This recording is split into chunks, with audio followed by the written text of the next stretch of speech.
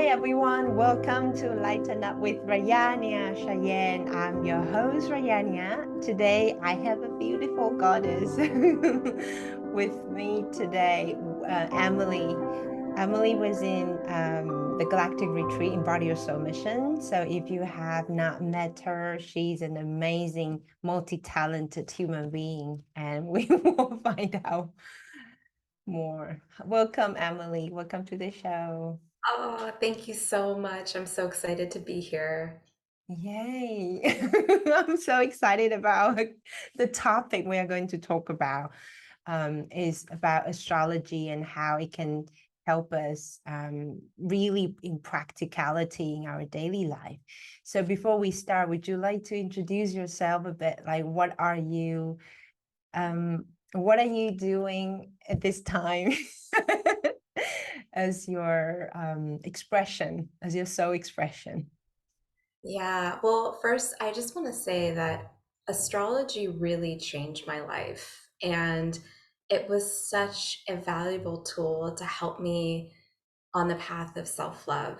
It really, really helped me to discover more of who I am and why I'm here. And so I just love this topic so much. And it's astrology is something that I've woven into what I'm doing in the world right now, which is I'm an intuitive guide and a multidimensional business mentor. And I use astrology and neuro-linguistic programming and a bunch of other, energy healing and modalities to really help people to shine their light in the world and bring forward their big dreams. That sounds so good. I just love how, I think at this point of this um, human experience that we get to bring a lot of different disciplines or modalities of things into our own flavor of service. I absolutely agree. The Hopis predicted that the next 5 years of time would be quite potent and transformational. And, astrology really helps us to connect with the transformational energy that we're moving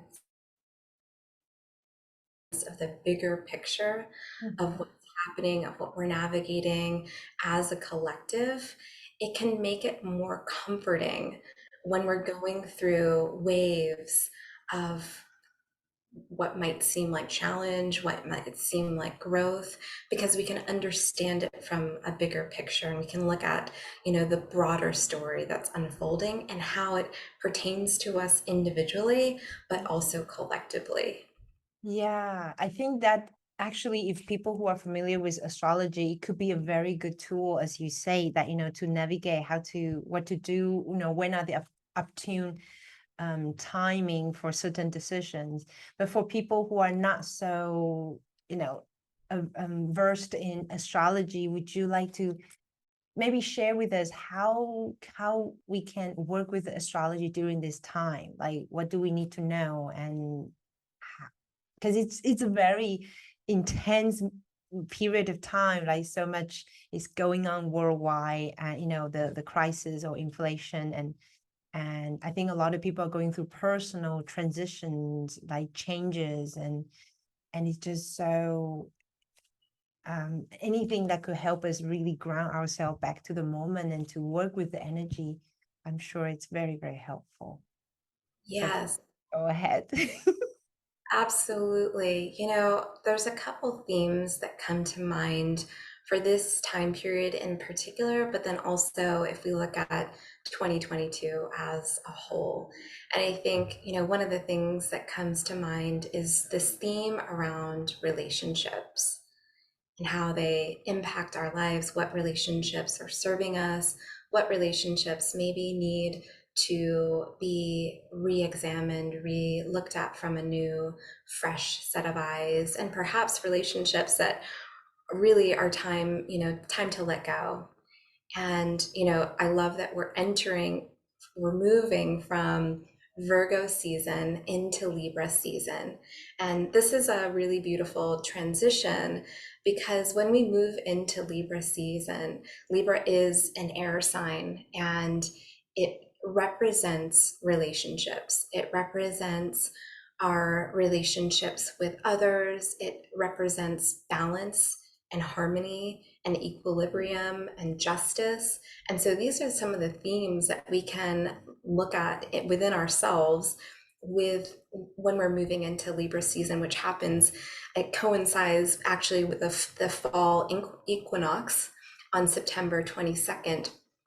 But what I want to point out about the energy of Libra, it resides on the axis with Aries. So there's the Aries Libra axis, and every sign and astrology has an opposite. And there's this polarity that helps with balance, that helps with a bigger story that's taking place. And so the axes between Aries and Libra is about how do you balance the self with others. And this is such an important story, right? Because if one is off balance and we're just focused on the self, we're missing out on those relationships and having meaningful connections and really, valuing the relationships that we have. But conversely, if we're just focused on other people and relationships at the expense of ourselves and our own personal goals and our own forward movement, then that feels really off balance. So this new moon, especially that takes place on September 25th, is really a time to evaluate and look at the relationship that we have with ourselves, as well as the relationship that we have with others, all different kinds of relationships. And it's especially helpful. I know, Rayania, we're going to go through some of your chart in a little bit, but it's helpful if you can look at your own natal chart and see where this conversation is taking place. So, what house in astrology, each house represents a different area of consciousness. And so we'll know that there's a very unique flavor that's being invited, that's being focused on with each individual person. So for example, for you, Libra falls on your 6th house, which represents service. It represents work. It represents, routines and our physical body. And this new moon, and actually Mercury, which is in retrograde, which we're going to talk about retrograde energy.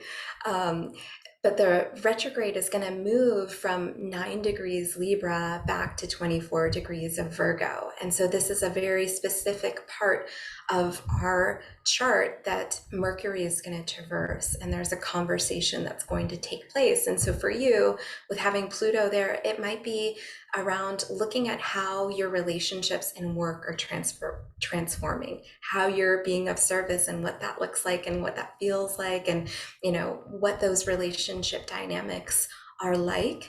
And there might be a way that you're revisiting, you're reviewing, you have the opportunity to evaluate. And Mercury really gets, retrograde really gets a bad rap. And I think Mercury retrograde is the retrograde that we're most familiar with, but right now we have 8 or 9 planetary bodies that are retrograde. So it's a lot of retrograde energy, which is another theme that is taking place during this period of time.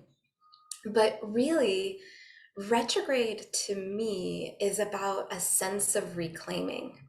It's about a time for review. It's about really, we can move forward with greater grace and ease when we understand the lessons of our past. And perhaps, where time is weird, as we all know. And so, it may feel like it's accelerating right now.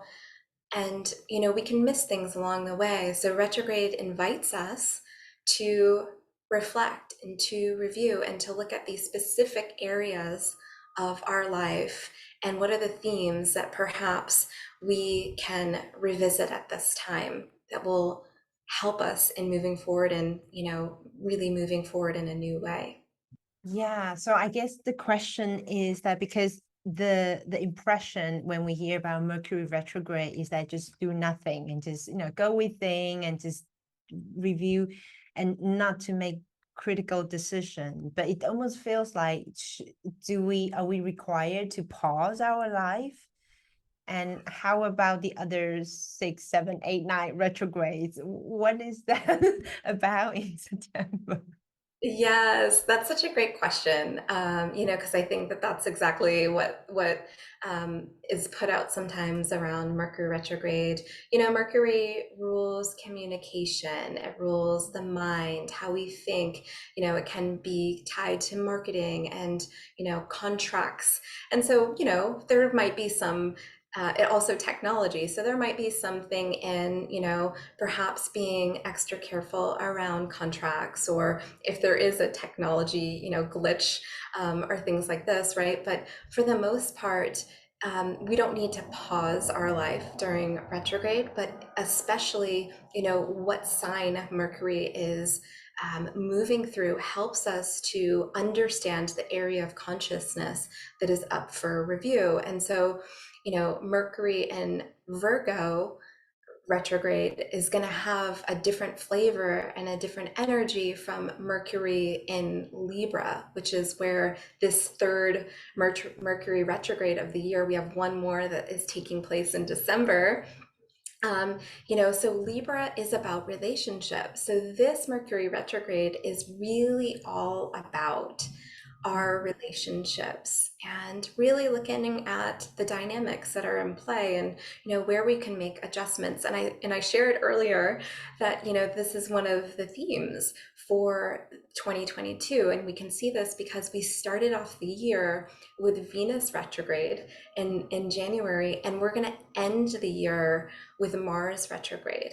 And so there's this kind of full cycle. And actually, interestingly, Mars and Venus are going to be squaring each other this month exactly, which I believe is happening on September 26th.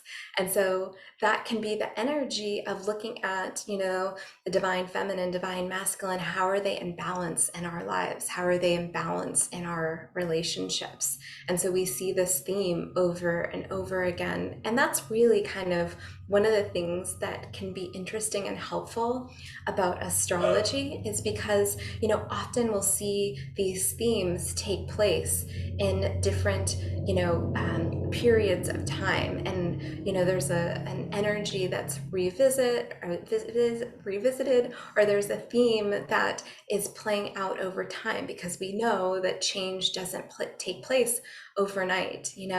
Humans tend to be pretty resistant at times around change. And so these energies that are taking place help guide us into this transformation that's taking place. And one other example of that might be helpful for listeners is this theme of a square between Saturn and Aquarius and Uranus and Taurus. And a square is a 90-degree angle, and it's representative of tension in astrology. Anytime there's a square, there's somewhat of a push-pull, or a conversation, a little bit of a battle that's taking place in the sky. And this is a really interesting conversation that's taking place, and it started in the beginning of January, and it's still playing out, and we see these peaks. And September happens to be more of a peak of when this square tension energy is taking place. So we might feel a little bit more of that heightened energy. And some of the themes that you kind of alluded to in the beginning are some of the themes around this conversation. This is really moving us fully into the age of Aquarius from the age of Pisces. And Saturn represents discipline and structure and routines, and karma, it can be. And Uranus is the great awakener. It is a planet that is really here to help move us forward into the future, help us to evolve. And it's in the sign of Taurus, which represents, finances. It represents, Mother Earth. It represents our, connection to our body, our sense of self-worth. And so these are some of the themes that are taking place. And, Saturn in Aquarius is about, this conversation is really about navigating where we might need to let go of some of those outdated structures and systems individually and also collectively in order to move forward into this more abundant, expansive age where everybody's voice matters, where everybody can shine their own unique light, can come more into visibility because we really need all of our unique gifts and talents during this time. And so I think the energies are really supportive of us shining in the unique way that we came here to do, because Uranus doesn't want to fit in. It is the quirky and the weird parts of ourselves, the parts that don't necessarily fit into the status quo. And so it's really about embracing all of that in order to bring us forward into the future. Yeah. So does that mean Uranus is also in retrograde, right? Is that, or It is. I guess the question I like to ask the question is that because we know there are so many planetary placement and retrograde, and so how does that energy affect us in a more like a daily life? Because what I hear is that they provide a certain energetic themes for us to look at. So for example, I would imagine we will probably feel like, okay, there's something not right, with my relationship with my partner, or with a colleague, or with myself, and that is that just that energy just sort of like resonate with what we are feeling. And when we say the energy is really supportive for us to, for example, release what no longer serve us, and does that I don't really know how to ask this question, but do you know what I mean? Because we hear very often that astrologer will say, this really supportive of you releasing, letting go of something old.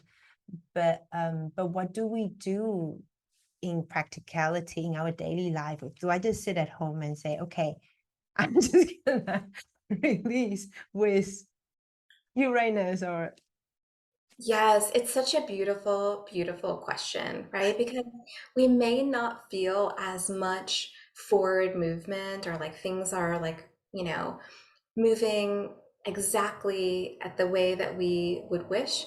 And so, one of the ways to work with that energy is to really intentionally know that this time is about reflection and reflecting on areas, because when we can do that, and I'll share maybe some journal prompts or some ways to work with all of this retrograde energy, but when we can connect with it, this time is about review, it becomes productive in another sense of the word. So it's about looking at it in the ways that this is really a beautiful opportunity to really look at all of these areas of life, and look at where I might want to make some changes, or where I can plan to help move myself forward. And so that's one of the ways, and just a couple examples of that. Jupiter is retrograde. Jupiter is the planet of expansion and abundance, and it's in the sign of Aries, which is really about bold, courageous action and forward movement, taking the initiative, qualities of leadership. And so we had this, burst of creative energy. This happened back in March. And, that kind of energy has been moving us, propelling us forward. And so now with Jupiter retrograde in Aries, this might be a really good opportunity and time to review what have been the actions that I've engaged in over the last, 6 months or so that have been really soul nourishing for me. What feels like it's been really supportive of my dreams and my soul. And what actions feel like they're really burning me out or feel like they're off balance? And what can I really eliminate in order to streamline and focus on that which I really desire? And what's really interesting is that there's a conversation between, these retrograde energies. And one of the, things is that we're actually in a shadow period for Mars that is in Gemini, and that is about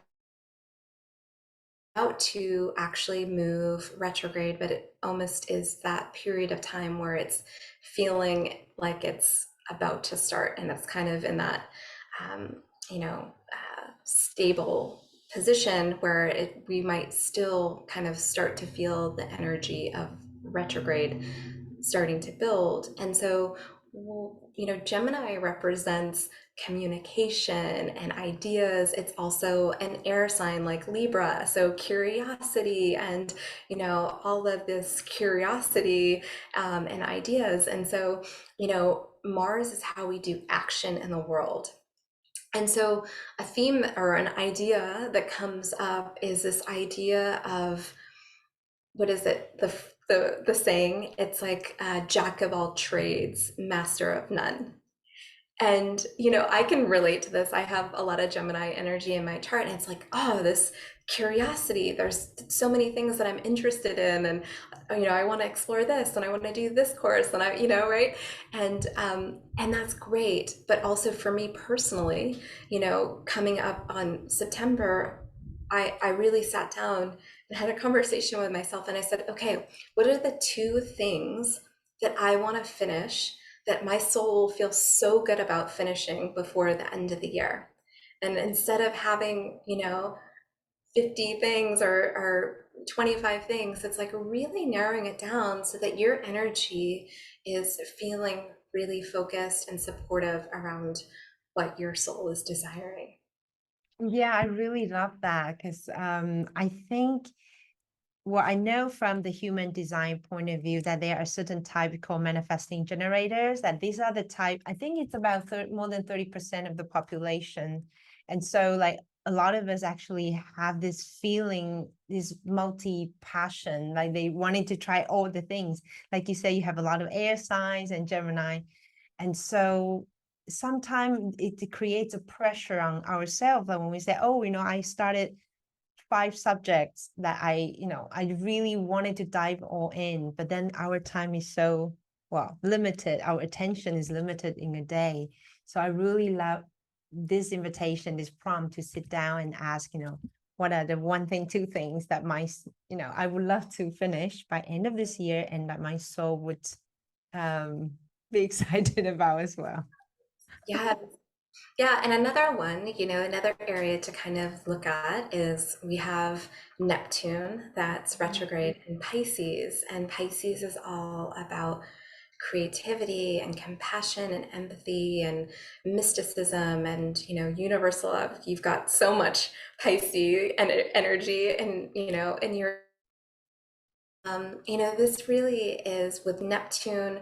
It is the planet of spirituality and mysticism. It's also connected to our dreams, and can be connected to confusion. So, with this energy of Neptune being retrograde in Pisces, it might be really helpful to have a dream journal and really connect with the medicine and the messages from your dream, and setting the intention to receive that which is coming through.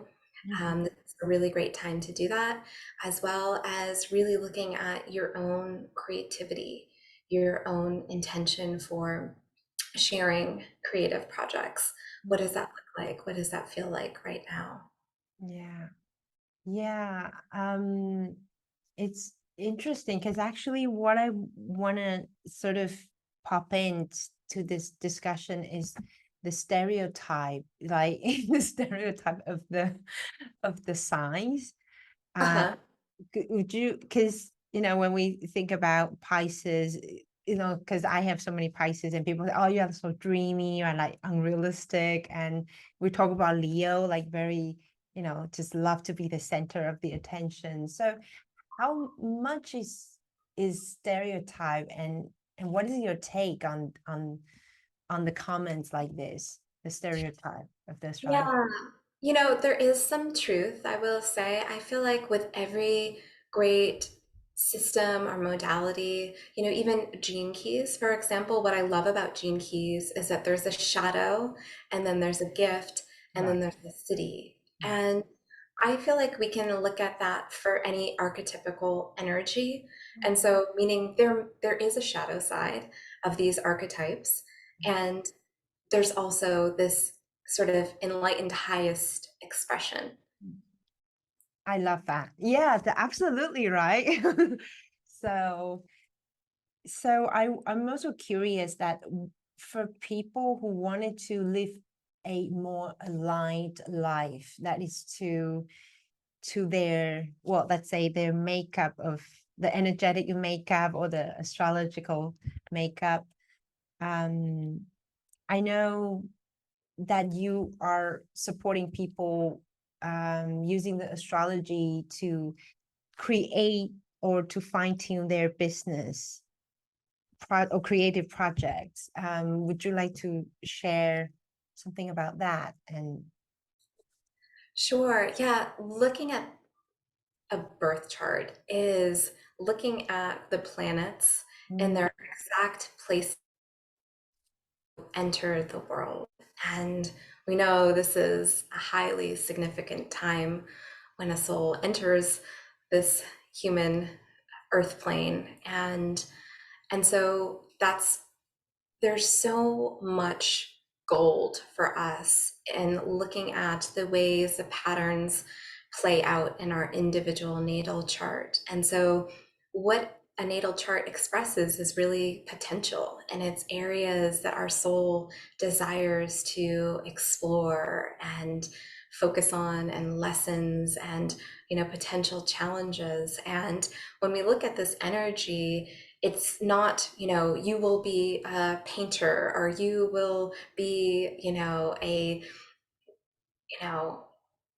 whatever, a architect. healer, an architect, right? It's just that, here is some energy that you are working with, and these are areas of expansion and growth, and these are areas that are really innate gifts of yours. And so that's one of the key things that I'm looking at when I'm working with clients, because it's like, wow, you know, there's this conversation that's happening in your chart. And did you know that, you can really work with this supportive energy, and really having a dialogue to understand what it is that is desiring to come forward? Because often we can look at the birth chart for a lot of supportive help in that area of bringing out and really connecting with our own gifts and our own strength and our own unique way that we're meant to shine.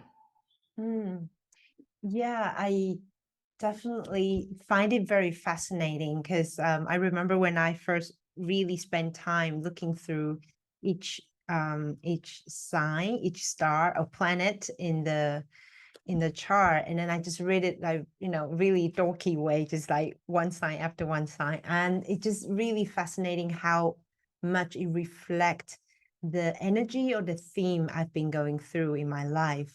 And I think what I cannot really get is that how the angle they are they are in relation to is just a bit complex.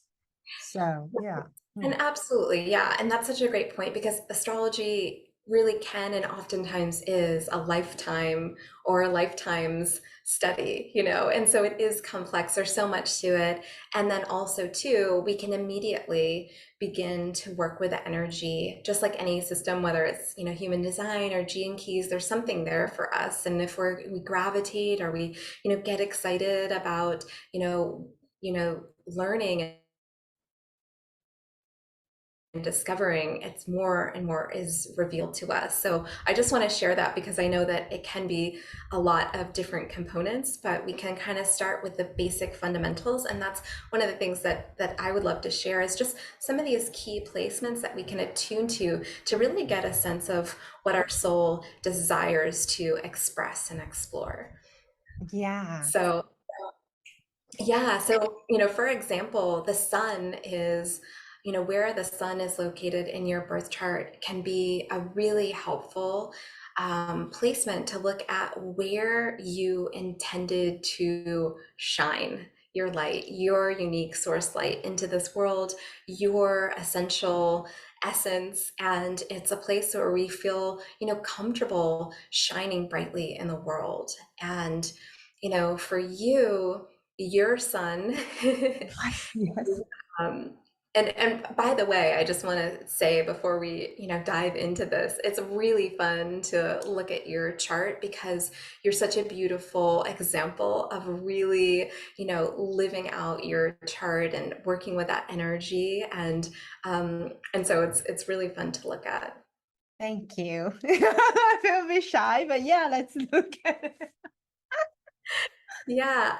And I think this will be fun for listeners because, they'll get to know you even better and then also can connect with, where is my sun Mm. in my natal chart? And, listeners can easily go to many different sites to get a birth chart for free. The one that I would recommend is astro-seek.com, and that's such a beautiful site. You can explore your birth chart, also look at transits, look at your numerology, which we could talk about maybe briefly because that can be really helpful in terms of what we're navigating and if we're bringing forward a business, what cycle of growth we're in. So astro-seek is a great resource for that. But first and foremost, looking at where the sun is in your chart, that's a really key placement. And for you, your sun is in the 11th house Mm. in Pisces, and you also have Mercury and Venus there, which in astrology is what's called a stellium. So anytime you have three or more, planets in a house, or a sign, it's called a stellium. So this is a lot of energy that is in Pisces, that is in the 11th house, which is about community, which is about, spirituality. And so, and, the sign of Pisces, which we talked about, is this mysticism, this universal love and compassion, which you so beautifully emanate. And it's like, hey, come on, these themes, let's, you know, expand and grow together. And so that's a really great placement to look at. And the other thing that's really interesting for you, your sun is at 29 Mm. degrees. And actually, yeah, it's at 29 degrees. And that often represents the highest, fullest expression. So it's when we really, really are familiar with an energy, like we've done that before in lifetimes, we've really almost perfected it. That's what the 29th degree represents. Wow. Yeah. So when the degrees is almost 30, like 29, does that mean we are like in a full embodiment of that energy? It does. That's exactly, yes, because there's actually 29 degrees in each sign, and then the degree starts over.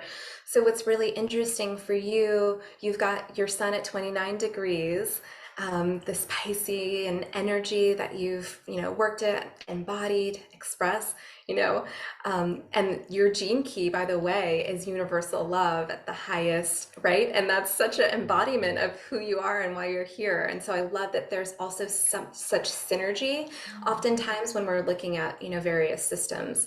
Um, so, but then you have actually Saturn at 0 degrees in your third house, which is about communication.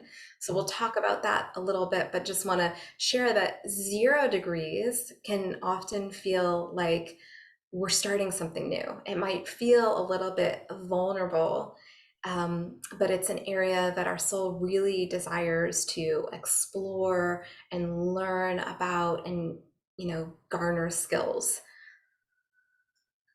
Wow. Yeah. Okay, continue. Yeah.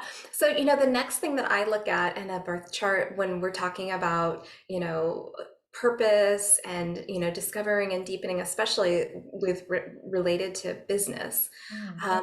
I look at Chiron. Right, yes. And I love Chiron. I mean, I feel like there's just so much medicine that's there for us looking at Chiron. And Chiron is it's referred to as the wounded healer. Mm. And it's an area that feels perhaps really tender, and like there's a deep core wound that maybe was, activated earlier in this incarnation or previous incarnations, and it's something that we, you know tend to work out and need to focus on. And through our conscious energy and devotion, we're able to alchemize the pain and really turn it into gifts for the collective of humanity. So I really resonate with the fact that our pain is often our purpose. And, areas that we really deeply struggled with can be such a gift and blessing for other people.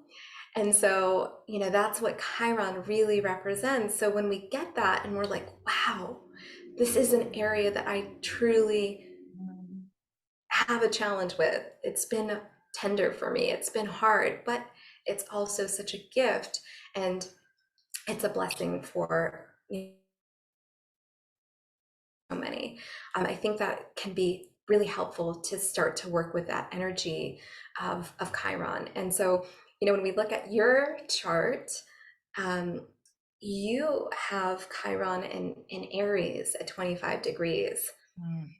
and it's in the 12th house. And so, Chiron and Aries, and which, by the way, Chiron is uh, actually retrograde in Aries right now. So you're actually, experiencing that transit. But So so for example, when we are experiencing that transit, what does that do to us, or how does it influence us? a Chiron return is a highly significant event. Barbara Handclaw wrote an amazing book. It's called Chiron.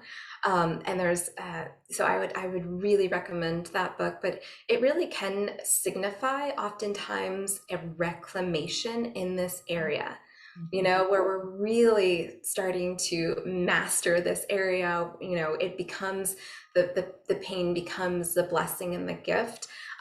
It really also, relates to that rising of Kundalini energy. So lots of gifts in this transit. It can feel a little bit tender, going through it, but also, activating in a big sense. So let me share like a little bit about what Chiron and Aries signifies. It's really about the courage to be one's authentic self and to shine, boldly, and to, really kind of let go of any type of people pleaser energy, and, really be okay with being seen in the world for your unique gifts and abilities, and have that sort of fearless, bold, courageous, um, energy that you really truly came here to embody. And so, I can feel that connects and resonates for you. Yeah, Yeah. I think it has been the lifelong challenges. So talking about this at this time really felt like I've been, gone through a huge a lifetime's struggle and learning. So Yeah. yeah. Oh, God. Thank you for sharing that. And it definitely feels like an area that your soul was so focused on growing around. It's like you set these beautiful, beautiful sort of in sand, if you will, to say, yep, this is going to be my biggest area of growth in this lifetime. And one of the reasons why I say that is because for you, you have Chiron squaring Saturn, and what we talked about was, Saturn, 0 degrees, this idea of vulnerability around communication, around speaking and sharing, and in a bold and courageous way, and in a way that really allows yourself to share your authentic light and your gifts. And Saturn in your chart is retrograde, which feels like a reclamation. It's about really reclaiming that in this lifetime. Wow. So yes, I do really feel challenged, like the thought of, it has been like the thought of speaking, like show up. Think even until last year, the thought of going on live on Instagram was so petrifying. I would just like froze before I hit the button. And I just do not understand why, you know, we can speak like so freely, but as soon as right before that record button and then just have that trigger. So yeah, it has been quite a journey. And but coming back to the question you mentioned, when we have 0 degree or the smaller degree, it means we are here, the soul is here to learn or to so what does it feel like different? How different does it feel like when I have Saturn 0 degree versus Saturn 29 or 25? How would that look different for someone? Yeah, that's such a beautiful question. So degrees, definitely matter in astrology once you get, into it. And, one of the things, there is what's called decans in astrology, and there's 3 decans to each sign. And so the first decan represents that archetypical energy, which for you is Cancerian energy. So it's about really communicating your intuition, your intuitive gifts, and connecting with, people that are heart-centered intuitives and things like this. And so, but as you move, so the middle decan would be connected to Scorpio, and then the final third would be more of the Piscean energy. So you can look at that from the placement. I know we're getting a little bit, into more of a complex, topic of astrology, but it really is that the energy, depending on where the planets are placed, has a different, unique flavor. And for you, it really the flavor of Cancer. Mm-hmm. Okay. Sorry, you have to speak more because I'm not familiar with that. Yeah, I great question. Yeah, the Cancer I can think of is just very loving home energy. Yes, divine mother, Mhm. um, healing energy. Yeah, Healing. yeah. Mm. So when my Chiron is, so do we always look at Chiron and Saturn, or is it just happen to be because they are square in my chart? Yes, yes, that's a great question. And so that's, a conversation, that's a dialogue that's taking place specific to your chart. And Okay. because of the square, we know that these things are connected to one another. It is something around, the courage and speaking. That kind of is a theme that goes together specific to your chart. And so for all of us, we can look at the squares, we can look at the oppositions, and, some more maybe harmonious. But I will say, this is really, I think, an important key is that sometimes we can look at the squares or the oppositions in our charts as negative. Mm. But really, that's one of the greatest opportunities to grow. And Stephen Forrest, who is a great evolutionary astrologer, if he often will share that if you have all sextiles and trines in your chart, you might sit on the couch and eat potato chips all day, right? Like, we need that tension, we need that drama of that helps us to expand and to grow. So I think that's really important to look at, some of the energy and the trines and the sextiles. Those are, really supportive and fun to look at as well. Um, but the next thing that I would share when looking at some of the key placements around, soul purpose and our gifts and what we came to explore and focus on is the North Node as the Mm. nodal axis in our charts. And what's interesting about the South and North Node, they're on opposite sides of the axis. And the South Node really represents our karmic past, where we've gone in other incarnations. It's an energy that we're really familiar with. And does the energy we are familiar with, but does that mean it shows up in us naturally already, or? Yeah, it does. It often means like it's an energy that we'll gravitate towards and we'll really enjoy, and it just comes naturally. And some people kind of tend to say like, oh, we got to leave the South Node behind and really focus on the North Node. But it's really, in truth, it's about integrating, right? Because our soul learned these gifts, and it's not about like, throwing out all of this knowledge and integrating. Okay, learn those lessons, those will help me and support me in this lifetime. And also, I know that this is something new, so here's the key about the North Node, is that it may feel a little bit unfamiliar.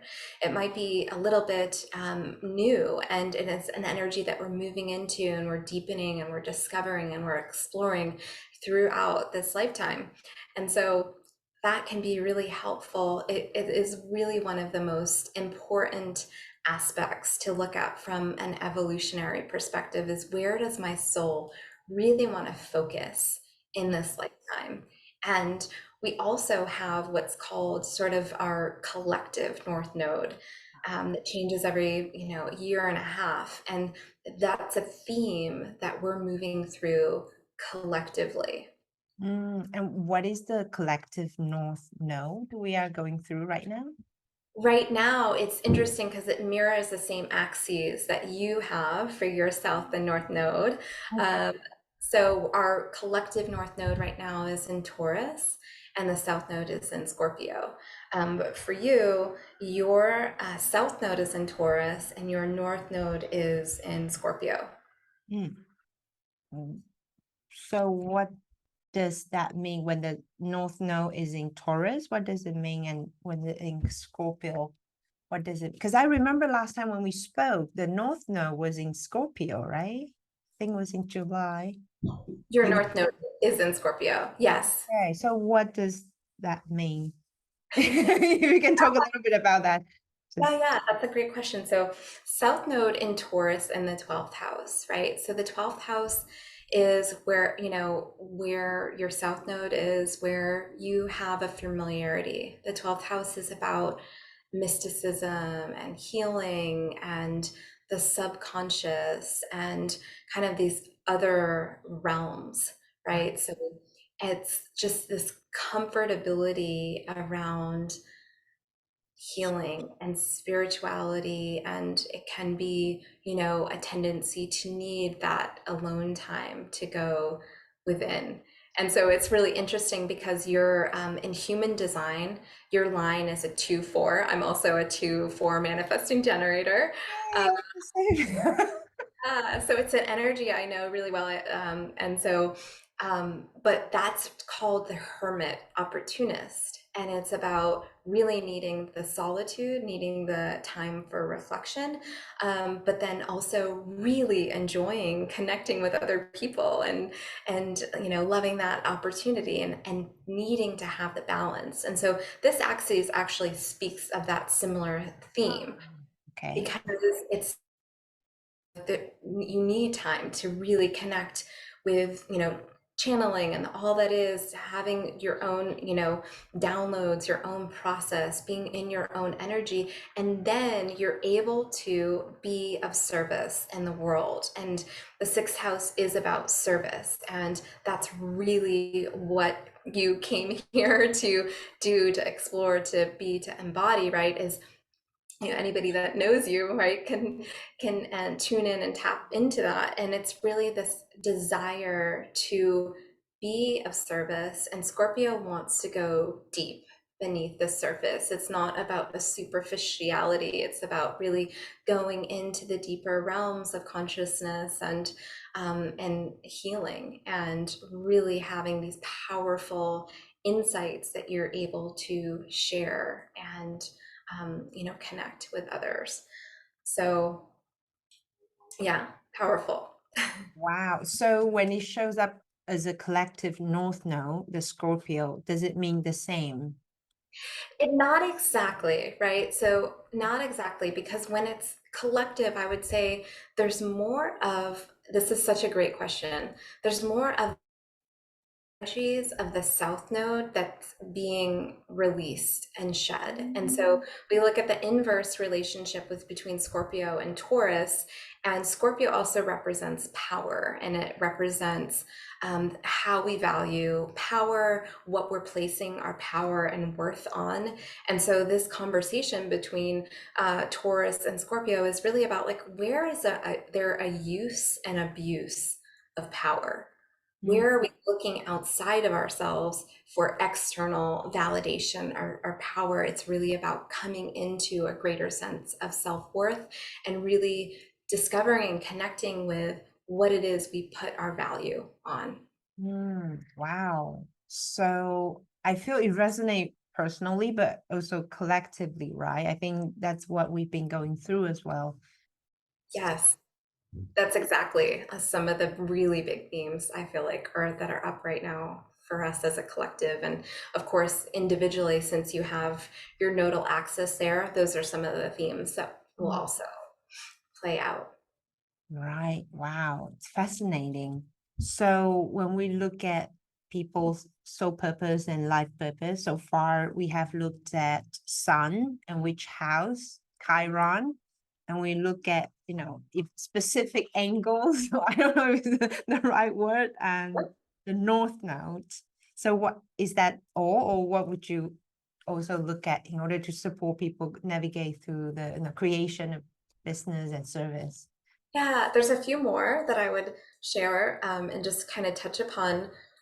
Jupiter is also, an area of life that you experience abundance and expansion. And for you, your Jupiter is at 28 degrees of Aries, which is the Sagittarius decan. Remember, we talked a little bit about decan. So since it's on that third decan, it's Sagittarius energy, which is really about teaching.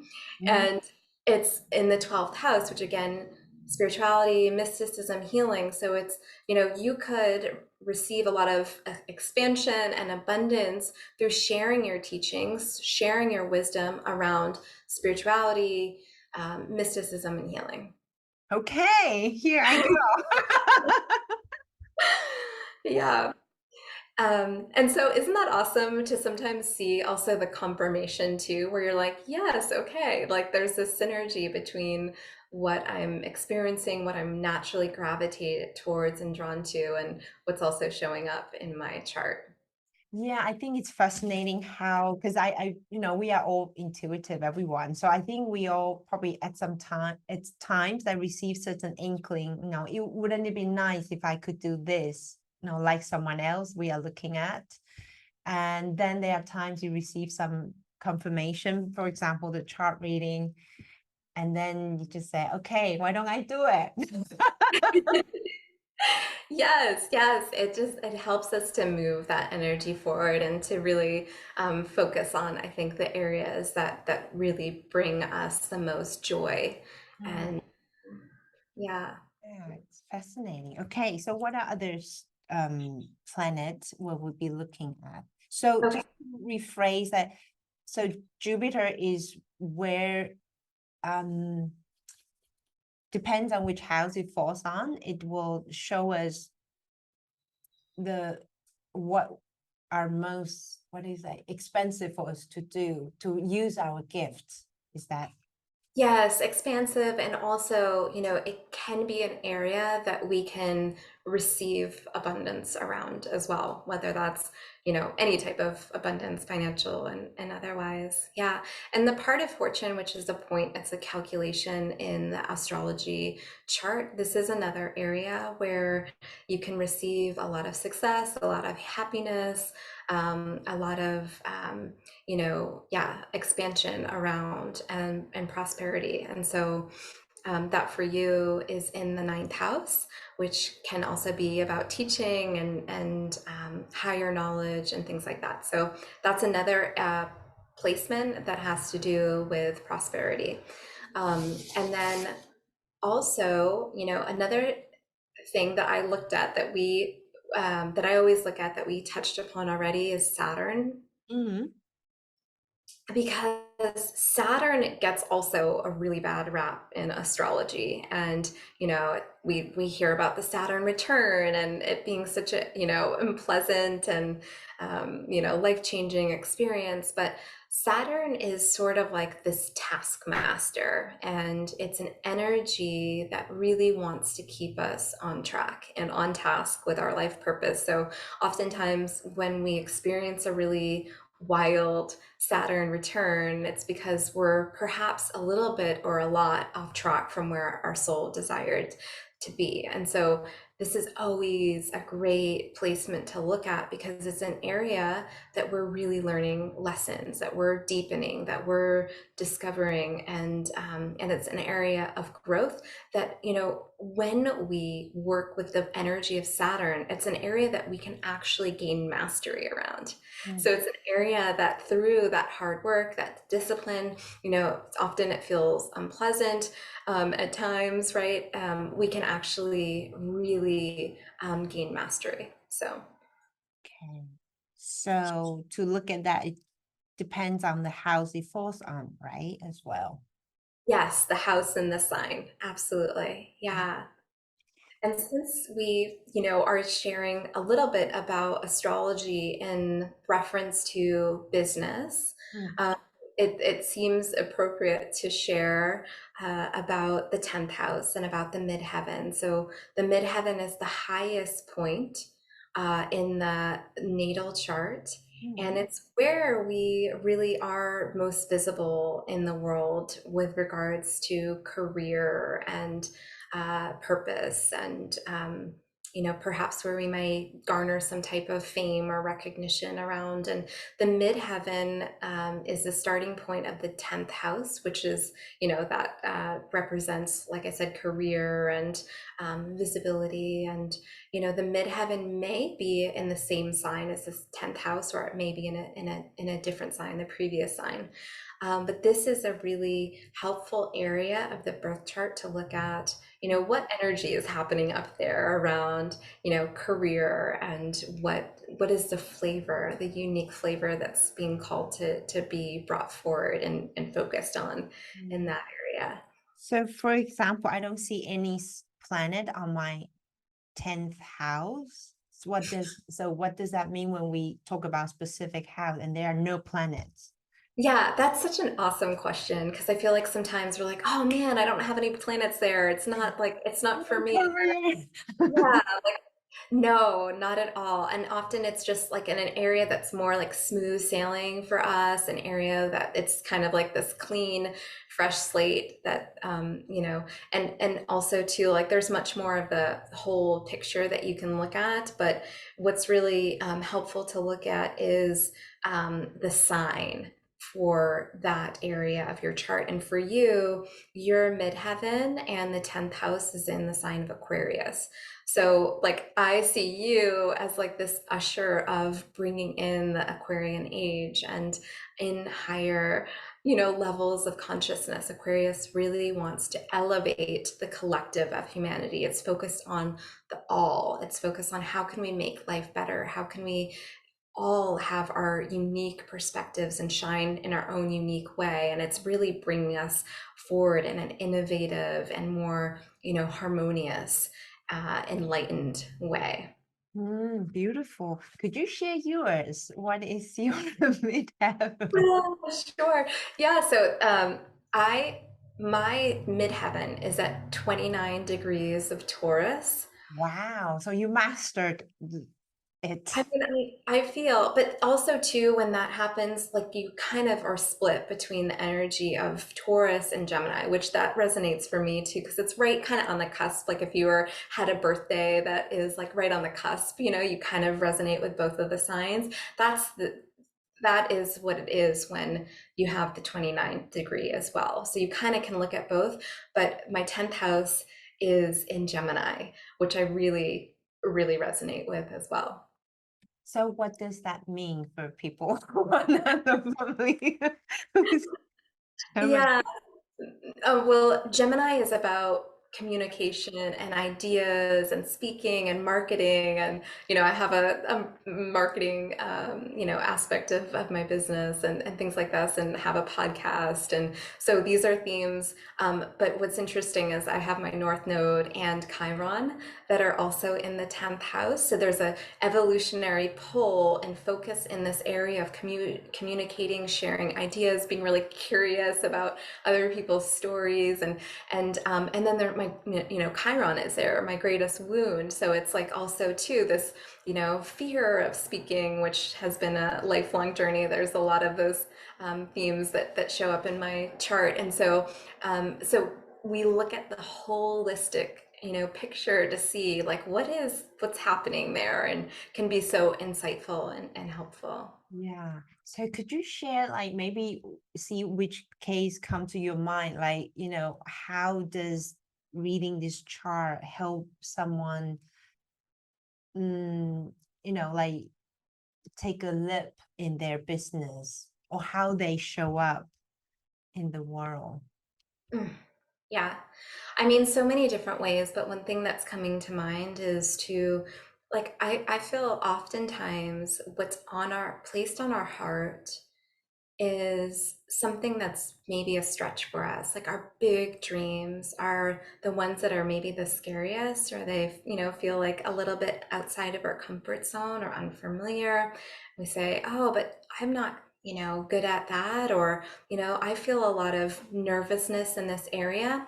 And sometimes that can actually, and it can actually sidetrack us from following our heart and really leaning into what our big dreams are. And I think oftentimes when we have that confirmation around the bigger picture and the story of what it is that our soul is desiring to explore, then it becomes okay. I can work with this energy. I know it might be uncomfortable and I know it might be hard for me. Like anything is starting anew or focusing on something, right?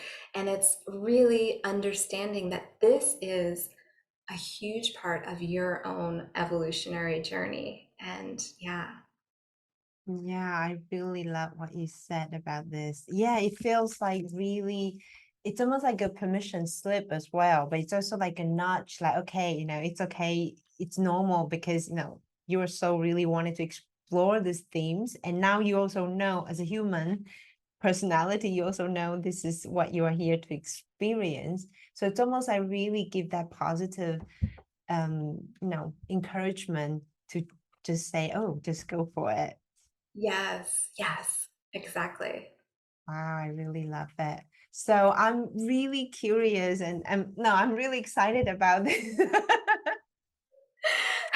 People could really explore what is our innate energy or calling, or the resources we are good at. I think most of us are not aware of how our strength, right? So when we look at the chart, I think you will be able to say, okay, this is what you are good at. You're so already mastered.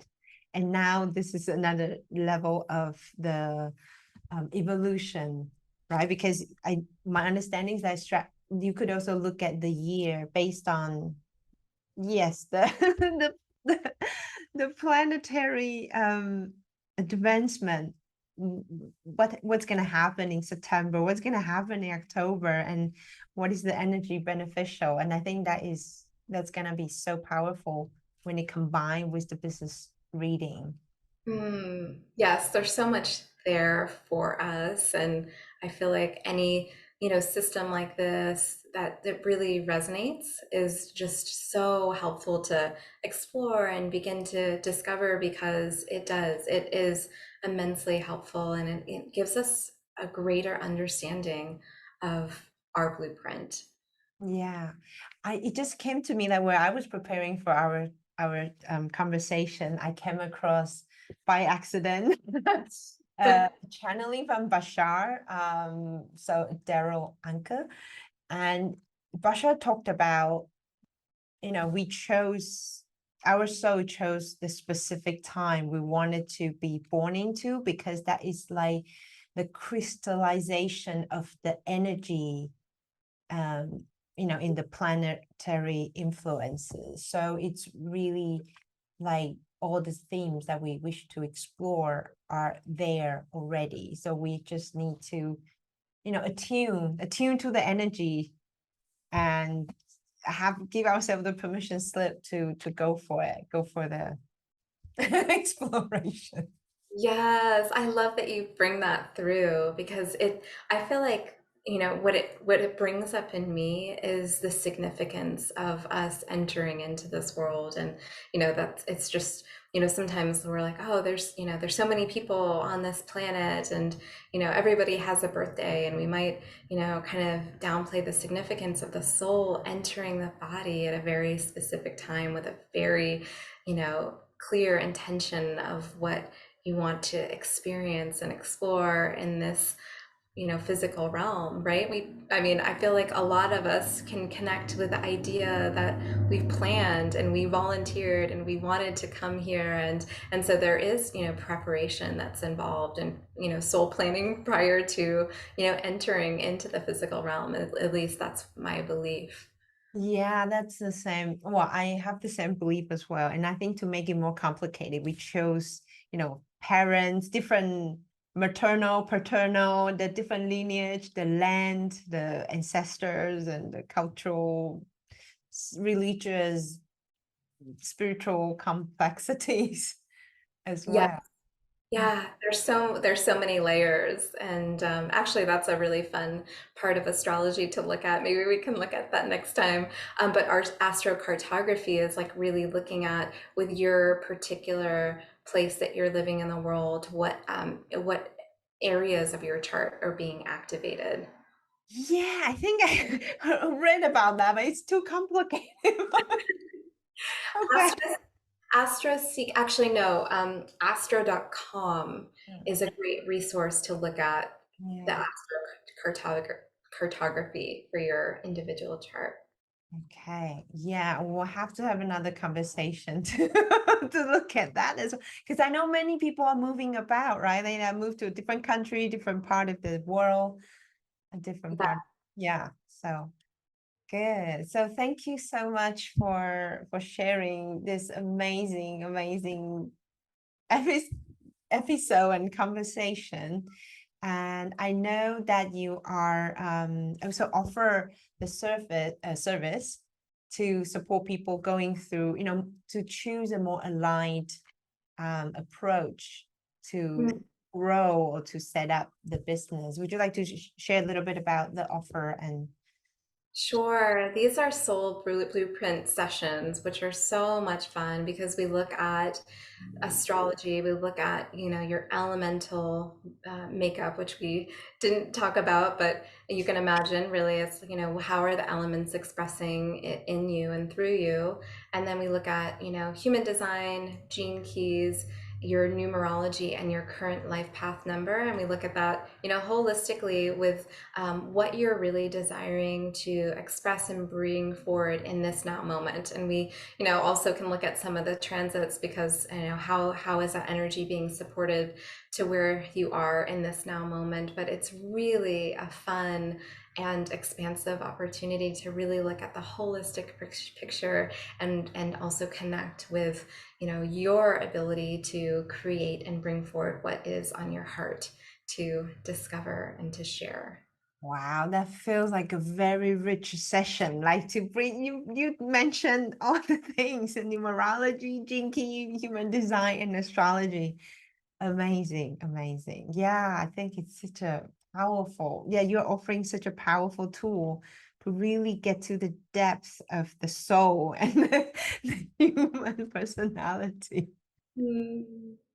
Thank you. Yeah, they're so much fun. Yeah, so maybe just we will share the link below. So if anyone resonates, like you need some support to really unblock, because I think sometimes we could get, like when we talk about things, usually our soul is calling us to move forward is something that is outside of our comfort zone. And then we're just like, oh, I don't know how to go there. I don't know how to, move toward our vision, because that is sometimes a huge gap between, our vision, our dream, and our reality. And what can we do right now, step by step to move forward there? And I have the feeling, I'm sure the astrology and all the this so blueprint reading is able to support that. Yes, absolutely. I mean, sometimes it really is having that divine mirror to really, see how magnificent you are and really how you came here to shine. And I think also too, right now, just with so much retrograde energy, this can be a really helpful time to review, to connect with what your plans are, and really what you're desiring to bring forward. Yeah, beautiful, beautiful. So thank you so much. I think this is such a like so much practical information, but also probably a lot of new information for people who are just new to astrology. But I think it's just such a powerful modality. I don't know which word to use except modality. Science. Oh, well, thank you, Rayanya. I just want to thank you and honor you. You hold such a beautiful space, and it's so fun, co-creating with you and just to be able to share with your audience. I'm deeply grateful to be here. Yeah, thank you so much for sharing your gift, and then so also really for going through your um challenges, the themes that you're so chose to go through in order to be here today. That is incredible. That is incredible gift that you are giving us. So thank you so much for sharing that with us. Yeah, Mm. thank you. Yay. And thank you for watching. We hope you really take away very practical information. And I hope you also feel the excitement, maybe to dive into astrology to see how it can support you, not only in your day-to-day life, but also in your business, your creative projects. And yeah, so see you next time. And until then, enjoying being a human on this beautiful earth. Bye for now.